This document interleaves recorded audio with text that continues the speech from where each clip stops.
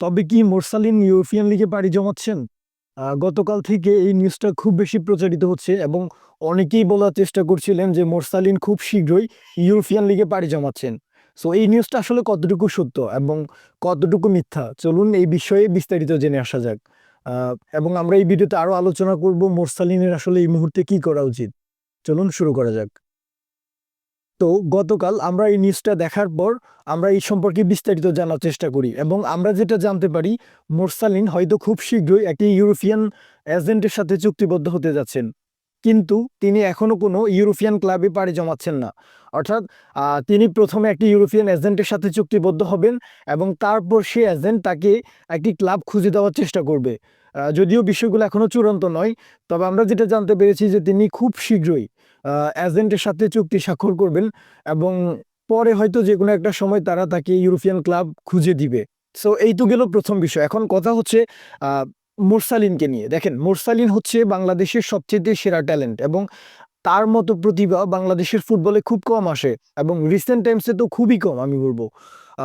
এই জায়গা থেকে আমরা অনেক দিন ধরেই বলতেছিলাম যে মোরসালিনের এই মুহূর্তে ইউরোপিয়ান লিগে পাড়ি জমানো উচিত, কিন্তু কোনো একটা কারণে হয়ে আসতেছিল না। সমর্থকদের জায়গা থেকে তারা বারবার চেষ্টা করছিলেন যে এইসব ফুটবলার যেন ইউরোপিয়ান লিগে খেলতে পারে।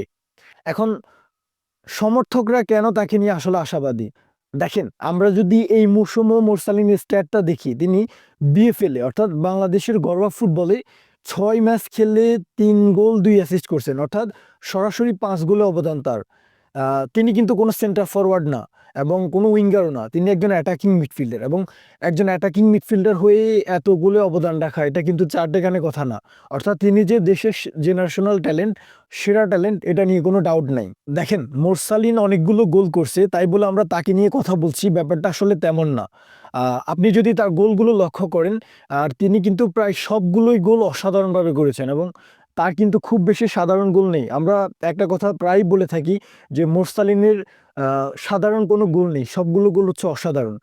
এটা বলার মূল রিজন হচ্ছে তিনি লং রেঞ্জে দূর থেকে গোল করতে অনেক বেশি পছন্দ করেন এবং শুধু পছন্দ করেন বললে ভুল হবে, তিনি দূর থেকে গোল করতে অনেক পটু এবং এটা কিন্তু সব ফুটবলারে থাকে না। শুধু যে তিনি দূর থেকে গোল করতে পারেন ব্যাপারটা তাও না। গেম বিল্ড আপে, তারপর হচ্ছে ফরওয়ার্ড পাসে বা একজন অ্যাটাকিং মিডফিল্ডার হিসেবে আসলে যে গুণগুলো থাকা প্রয়োজন তার সবগুলোই মোরসালিনে রয়েছে।